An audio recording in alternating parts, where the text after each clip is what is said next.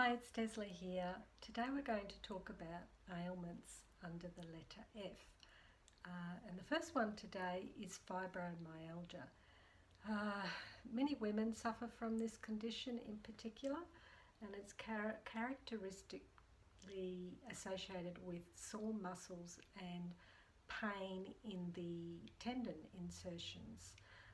Some people describe it as burning or shooting sensations, and they can have other symptoms with it, such as dizziness, headache, sleep disturbance is also quite prevalent. There are also other comorbid conditions associated with this condition.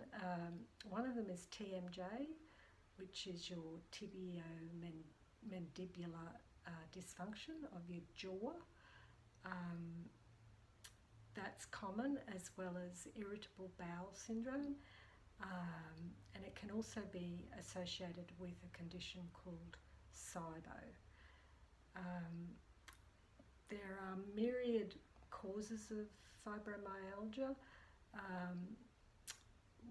It can be anything from hormone imbalances to viral overload, toxins, parasites, anything that affects the immune system.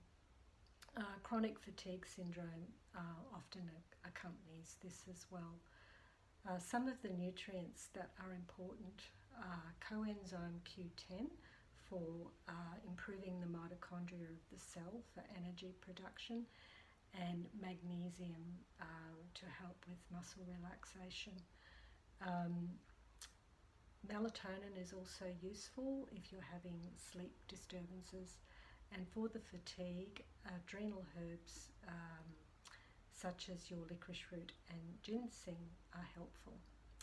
Okay, the next one today is fibrocystic breast disease. These are lumps that are found in the breast. They're usually quite mobile in the breast, so you should pay attention to them, and they're particularly prevalent around menstruation time.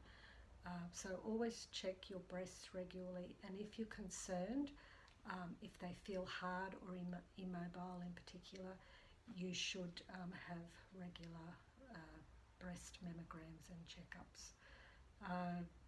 Some of the nutrients that are useful for this condition are iodine, evening primrose oil, and B6.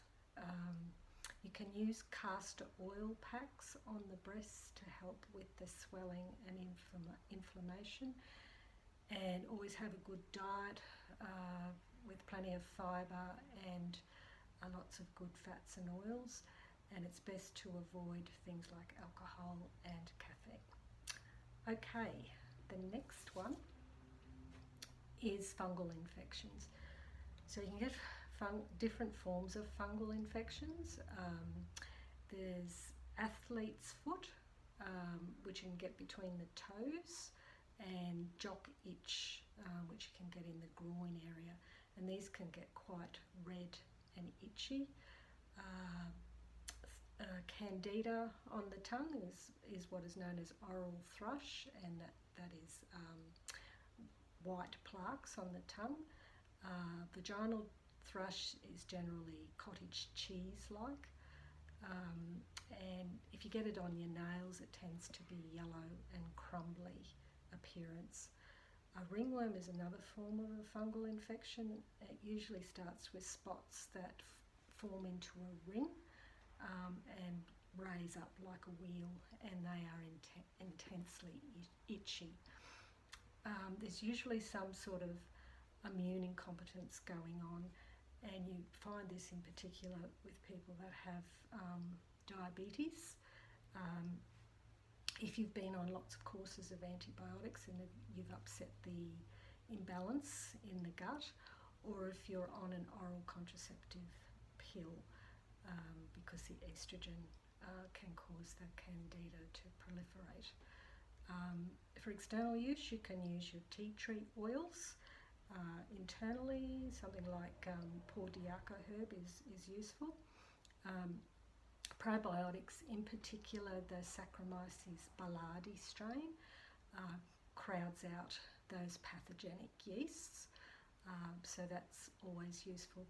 And you need to avoid mouldy foods, yeasts in your breads, lots of sugar and carbohydrates to help eliminate it from your gut. Okay, that's all today. Next time we'll talk about foods under the letter G.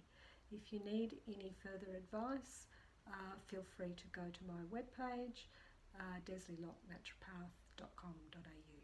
Thank you. See you next time.